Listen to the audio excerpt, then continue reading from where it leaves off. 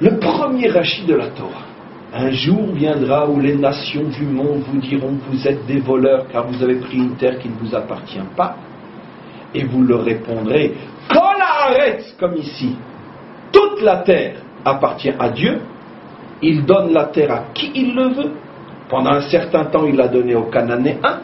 Et après, il nous a donné la force de la conquérir. Et maintenant, elle est à nous. Comme c'est marqué dans la Torah, qu'il a juré à nos pères qu'elle serait pour nous, Yerushat Olam, une conquête éternelle. Un point, c'est tout. Voilà ce qu'on répond aux nations.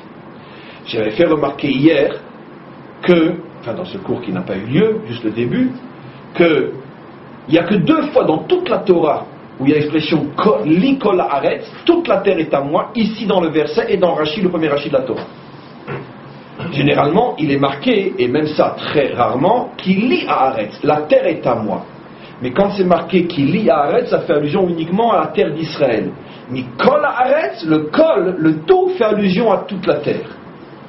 Et donc Rashi se sert de cette expression Ki li kol haaretz, toute la terre est à Dieu, dès le premier Rashi. Toute la terre est à lui. Comme ici. Alors on va essayer de très brièvement comprendre ce Rashi et tout de suite mettre en évidence qu'il y a de tout à fait incompréhensible. Qu'est-ce que ça veut dire que Israël est obligé de répondre aux nations, la terre est à Dieu? Je ne comprends pas. Je veux dire, les Américains sont arrivés là où ils sont arrivés.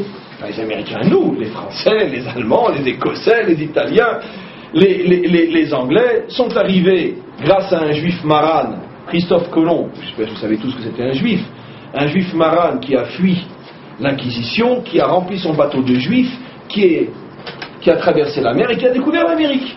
Encore un juif dans l'histoire, sur l'avant-scène de l'histoire.